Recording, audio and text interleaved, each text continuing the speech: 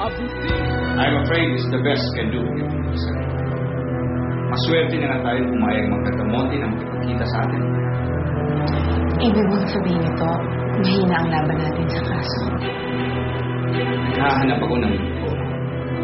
So far, wala akong makita. Unless mapatunayan minamaltrato ang bata, that can be grounds for recession of adoption.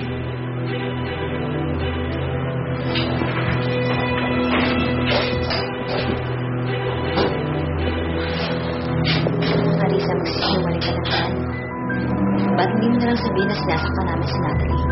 Ate, wala naman ako sinabing ganyan. Tanggapin mo na kasi na wala ang anak mo sa'yo dahil sa kapabayaan mo at hindi mo na siya makukuha uli. Hindi totoo yan.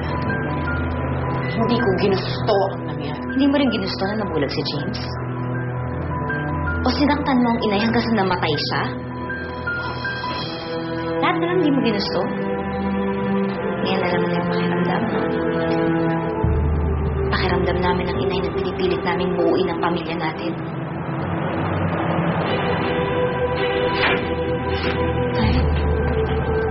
Sinong mag-usap tayo?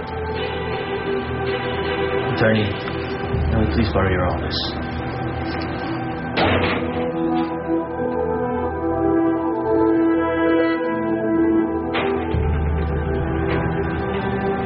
Jerome, nakikiusap ako. Huwag mo kaming ipon. Huwag mong ipasara ang Continental Foods. Tay, anong ibig niyo sabihin? Mr. Garden, Monte. Seems that we have something you want, and you have something that I need. Kung makuha ng asawa ko ang gusto niya, maybe I'll give you your company back. Anong sinasabi mo? Gusto mong ipagpalit namin si Natalie para sa kumpanya? Teacher, bakit ang tagal po ng nanay? Oh, sandali lang, Natalie, ha? Subukan kong tumawag sa bahay niyo.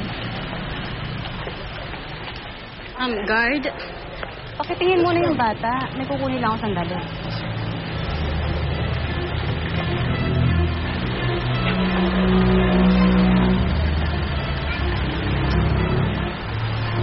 Kilala ko po kayo.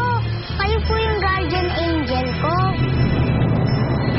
Save your company and give my wife's child back. Seems na laso na rin ang asawa mo. Continental Foods has nothing to do with my granddaughter.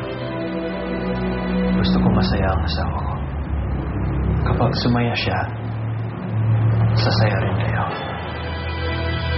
Mahal na mahal mo talaga asawa mo, no? Yes. Lahat ibibigay mo sa kanya. Kahit na yung anak sa ibang lalaki. Jerome, we will deal with the problems of the company. At huwag mong isasangkalan ang ako mo. Baka makarating ito sa business ko. Imagine what that would do to your image sa media. Halika, Nancy. Tapos ng usapan. Our people would meet with yours. Good day, Mr. Ray.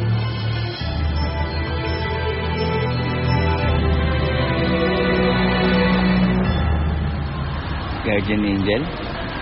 Opo, kaya ka po nandito kasi pinadala ka ni Jesus. Para bantayan ako kasi na-late si nanay eh. Susunduin niya ako.